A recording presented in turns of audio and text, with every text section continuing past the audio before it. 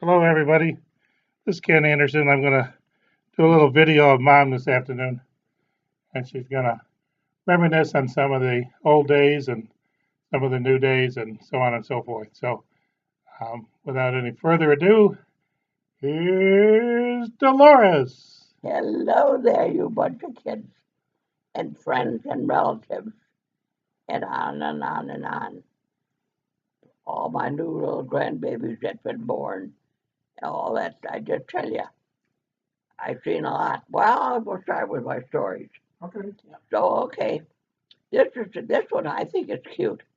Anson she was the tomboy of the family, and I was the second tomboy. I'm not really tomboy, but we only had three boys and six girls, and the boys were the oldest. And when they got so they wasn't home, then the work got put on the Anson and I. And Anson wanted to be a boy all the time, and so I was pretty good with working outside. So anyway, Dad went to plant some corn. He had a little bit of corn. He had to finish up in the field, and Anson wanted to ride with him. She was about, I would say, she might have been about 6 years old, and he's well, you could ride out there. So, but he said when he got out to the field, you sit under the tree and play in the dirt, and then when I'm done, I'll take you home. And so she sat there and she played in the dirt. So he was only about an hour planting the rest of the corn that he had to plant. He brought it home, or he brought it, come back to pick her up, and he said, "Where's your mittens?" And she said, "Oh, I planted them." If you planted them, yeah, I planted them like you plant corn. I was going to get some new big mittens next year. So I thought that was kind of cute. So anyway, that was in there for one of her tricks. And then she always had to have her nose into everything. So Albert was pulverizing, oiling the pulverizer, and he had it on bricks. And so she was crawled right under there with him. She probably was only about 5 years old then, I don't know. But she had her nose in everything. Wherever the boys was, she was, or Dad. Anyway, she got under there, and some way or another, the pulverizer fell off of the brick and fell on her. And Albert thought, my God, how am I going to get her out of there? I'm only just a kid myself. He said, I can't get her out of I will never get her out of there. But I thought, I have to. I can't go get Mom while she's under there. So he said, I left it. And he said, for some reason or other, I got her out. And he said, I still don't know. And I think we know now. We think it was his guardian angel that helped him. But we didn't know it at the time. But anyway, we're sure that's what happened. But then he carried her to the house, and Mom looked at her. She was cut across her breast, and she still had a scar to her end of her days that she had this scar there. But they never took her to the hospital, never took her to the doctor. Doctors are up there. A couple of days, she was back out running again. Now, what was the next thing I? Oh, well, then we lived another little kind of a joke. We had gophers on the farm, and just something terrible. We lived by the railroad track, and I don't know if it was something about the railroad that attracted them, but they had a home built right in the side of the track, and we knew they were in there. And Dad would plant corn in that field, and they ate the corn out just about as fast as he planted it. So he said, we got to do something. So we got the boys got the brainstorm. They were going to take the milk cans, fill it full of water, and take it down there and drown them out. So they poured it down the hole, and then we all stood back with clubs and shovels and hoes, and as they come out, we would chop them up, kill them. And God, we probably had 15 or 20 of them. Well, then after that was done, we did it again, and we got maybe 5 or 6 more. And Dad said, well, we'll come back a couple of days later and get some more. So that it went on like that for about 4 days till nobody come out anymore. And we had him, and he said he could tell the difference on his corn. They didn't wasn't eating his corn anymore. So I thought that was a pretty good little thing too. Now tell them about Beauty, your pony. Okay, and then we had a pony. I think Dad bought us that. I don't know. I might have been, uh, I might have been 10. We had her 17 years anyway. She was part of the family. Anyway, she was just she'd do anything. She took us to catechism and took us to visit our cousins. Every Sunday we'd go over to play. Her name? Her name was Beauty. Beauty. Oh yeah, she was a beauty. And she wasn't a little pony. She was a little horse, but she was what they call a pony. She wasn't built like a horse, but we kept her plenty hefty. We fed her pretty good. Anyway, uh, we had her for many years, and one time you could tie her up and she'd stay there, and you didn't tie her up and she'd stay there. But this one time somebody must have forgot to tie her up. It was probably up to the girls by that time. The boys were gone. And she got in oatmeal and she ate the oats and she got foundered. And Dad knew that that's what happened. And he said, well, she's just not going to get well, because they had the vet come out and look at her. And he said that she was foundered. And he said, she can't. She's just not going to get well. So Dad didn't want us kids to see her die. So he told Mom, he said that he'd call the Redwood Works to have him come and get her. And so he never told us kids. He said, I'm going to call somebody to come and get her, but they're going to take her to the horse farm so she can live with her other sick horses. He wouldn't tell us they was going to kill her, because I don't think we'd let him take her if he would have. But anyway, they loaded her up on this. It was the Redwood Works, but we didn't know it at the time. But they went down there, and we all lined up to go down our driveway, watching her go. I'm going to cry in about a minute here, because it was very sad. And she went down the road, and she was kind of tied up a little bit, kind of loose. And she turned her head around and she looked at us, and just like she said, goodbye, And boy, if you wanted to hear some bawling, there was really some going on at that time. We all cried, even Mom and Dad cried. So anyway, that ended the beauty, but boy, we had 17 years of absolute, I don't know what more we could have had with that pony and buggy. And she did chores. She did a lot of things for us. And what she had, the next thing I got on my list. Did she pull a buggy, Mom? Oh, God, she pulled the buggy. Okay. We took us to catechism. How old were you when you? And we went to the Virgils to play baseball in their car yard. We go every Sunday because they had all the kids in their neighborhood, and we didn't have anybody. So we went to their place because they only had a half a mile for some of them to go, and we had 4 or 5 miles. So we were the ones that had travel, but we had the buggy, and 6 or 7 would pick up a few other kids around and play all afternoon. Pick up the Commodore first. They did that on Saturday. It would let the cows play in that part, because otherwise, I know one time somebody stepped in to squash it. You know what? And it wasn't so funny, but we had a lot of clean fun, I tell you. And then we'd go home at 4 o'clock and milk the cows again, and then that was. You made a note about Edward being born in 1931. Okay, then Edward Hunter, that's Catherine, my sister Catherine. She was going to have a little baby, and she lived at home a lot because Harry worked and she come home. Didn't want to stay alone. She was getting close to having the baby, so she was getting kind of wanted to be home because she was going to have it in our house anyway. And Dad was out with the mules, and some little accident happened anyway. Mama was a little bit afraid because she thought he was hurt more than he was, and so she called the doctor, and the doctor come out and treated him, and he said, well, he'd be all right. And then Dad said, then Catherine, right after that, she started going into labor. I think she kind of got scared too. And so Dad said, I think we got a bunch of thistles and mustard, he said, that's got to be pulled across the railroad track. And he said, we'll go out there and we'll pull that. We thought, well, it was July.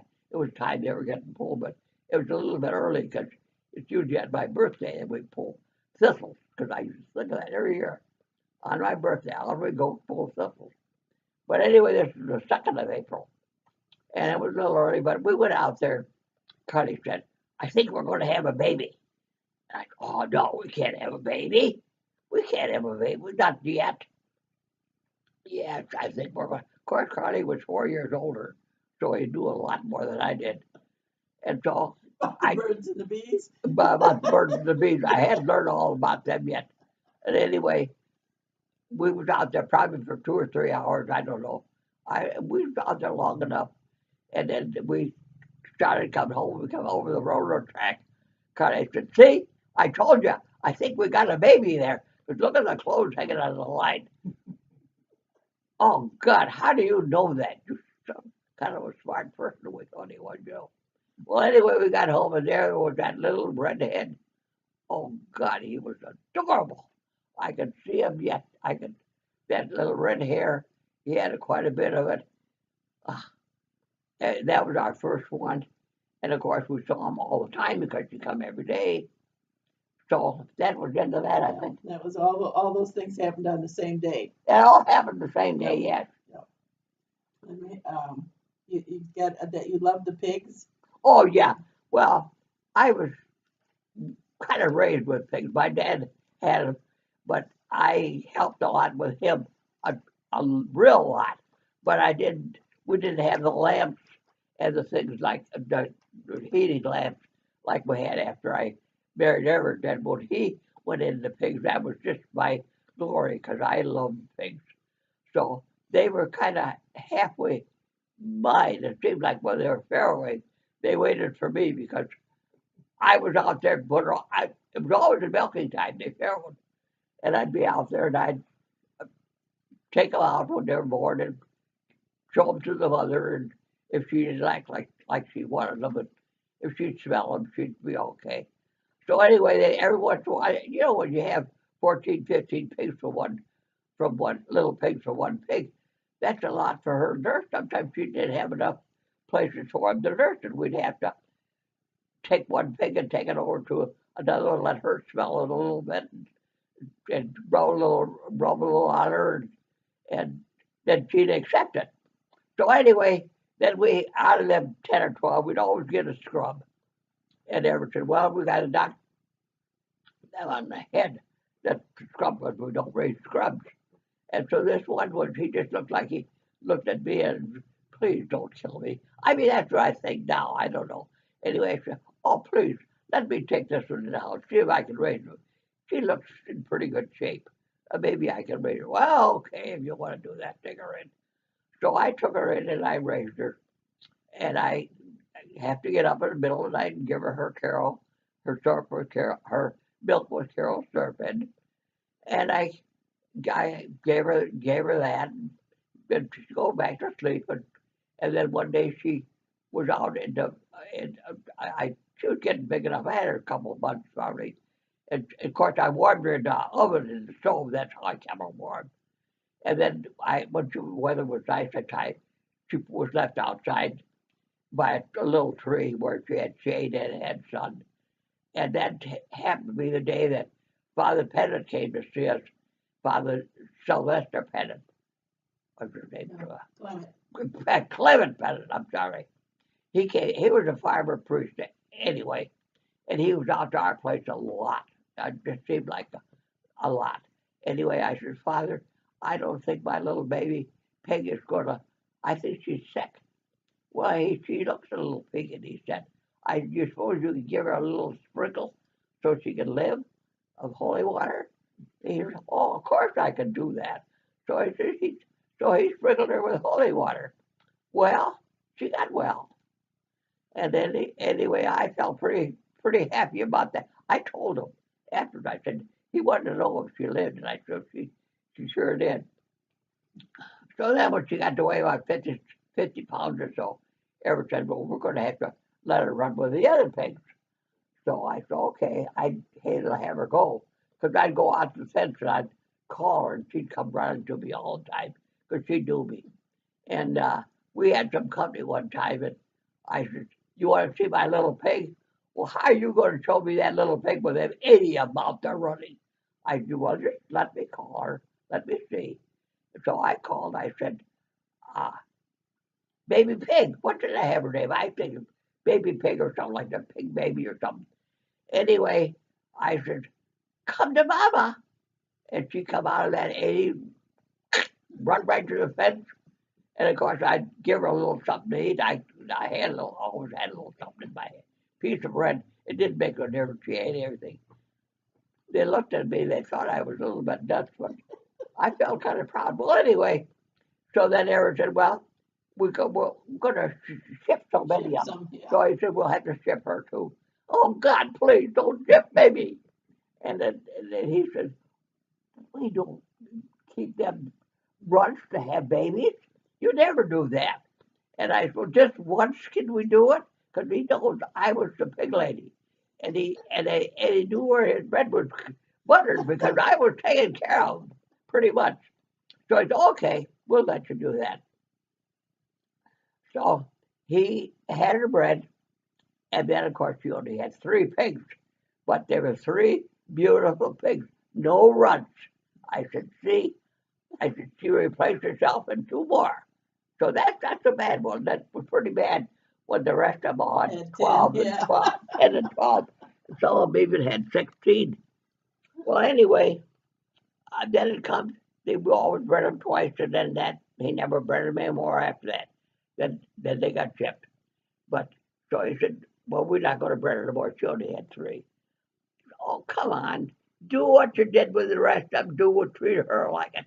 She's a little king and queen of mine. Go ahead, there. Okay.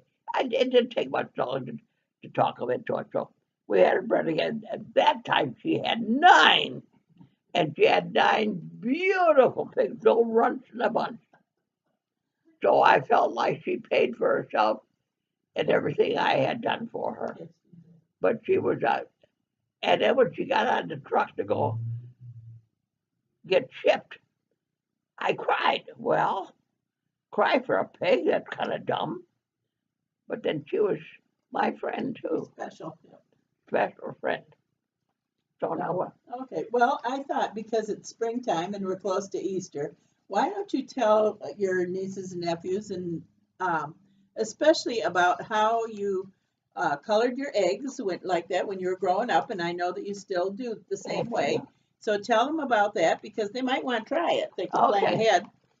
Well, I don't know. They got all these handy, happy, easy things to use. For Easter we're talking about. But Mama always had, we never had colored eggs. We never had different colored eggs. They were all brownish red, and they were beautiful. And of course, she'd cook probably 2 or 3 dozen at a time. And she used onion skins. We saved them for all year long. We put them in a little bag and save them. And then we'd have a whole pan full of them and set the onions in them and boil them in that, and that's the color they come out. And it had to be the dry skin, no onion on the edge whatsoever. You couldn't touch any wet part of the onion because then you might leave a little taste in the egg. So we were very careful because we had so many onions that we didn't have to do that. We could use just a plain skin. But that's what we had. And we'd get them in our little baskets, and I know we had, Carly would send out his cap, and the boys when they were, I kind of just remember Carly because Albert and George were older, and I just can't remember about them laying their cap on. Carly was always such a smart little rascal, and he always thought anything could happen to him. So he said, you guys will probably get some horse herds in yours. And he said, and get all the eggs. and he'll have the eggs, yeah. So he thought, well, God, the Easter rabbit wouldn't do that, would he? Who got the horse herds? Carly. And boy, oh boy, I stopped him for a while. It didn't go in his cap, but laid beside his cap. It was supposed to be for him. So that pleased us kids on the end, but you always got somebody listening on the other end to take over for some reason. But you couldn't make him angry very long. he'd think of something else and he'd get on you if he could think of it. I remember you doing eggs, and if you used red skins, that you had a little more maroon colored egg if you were lucky enough to have those, and of course the yellow ones were lighter brown. But we threw them whatever. all together though. Yep, and but I have done this at the grocery store where you can buy onions by the pound, to take your bag and just put in one onion and pick up all the skins you want and bring them home and use them. Yeah. So that if you don't have skins now, you could still get some from the store. Yeah, that's true. But we always had enough Sure. because I eat a lot of onions, and I got a big bag Got 'em saved. now. But I think last Yep. year I only boiled 4, but they were beautiful. And then you rub them with a little vegetable Then oil. I took just a little oil and I rub them. Then I take a cloth, or not a cloth, a yeah. paper towel, and I rub them off, and they're just, So they're a little shiny. I almost Yep. hate to eat them. They're so Yep. pretty. The other thing that I know you always do in the spring, and I was thinking about it earlier Dandelion. today, is your dandelion greens. Okay. So tell them what you do with that and how you fix them, Mom. I like dandelions. You to eat. Now you're going to say, what? Eat. Don't eat them dirty things. It's the greens. They're great. I don't eat the dandelion, no, the one that's bitter. But I'd wait early in the spring, and I'd go out and dig me some dandelions and bring them in. It's just like lettuce. You wash it, cut the root off, and cut the bad pieces off, and soak them in cold water. And then I'd get a little vinegar, and I'd put a little sugar in it, Bacon grease. and I'd put a little bacon grease in it, and a little salt, and stir that in that. And sometimes it's kind of good if the water's a little warm. It kind of soaks it a little faster, and then you chop up them dandelions. That is good. That is supposed to clean your blood out for the spring. I think they're probably like spinach and have iron in. Well, they Yeah. probably do. And my mother was just great for that too. She'd go around and look under the boards, and she'd get them where some of them were almost white, Yellow. but that's when they're good. But I'll take them anyway. I'll take them. I even knock the buds off them sometimes and eat them because I like them so well. They're a little bitter, but if you like them, you like it. If you don't like them, you hate them. That's about the only way I can say about that. Well, we've probably done enough, but people are probably getting tired of it. Yeah, they probably are getting tired of it. Anything more you want to say, Mom? Wish people happy Well, I wish you all a happy Easter, and that little baby, that little Lily Grace, Lily Grace, yeah. and all the rest of the little rascals. Some of them I haven't seen. I haven't seen Ethan, and I haven't seen little Owen yet. Yeah. Well, he's just was our tiny little Doing baby, good. but he's doing good. So I think that God's been very good to us. And you guys take care, and always remember there's somebody that oversees us, and that is God. And always remember that we can't do anything without Him, that He's going to be with us forever. Amen. Okay, goodbye, everybody. Goodbye.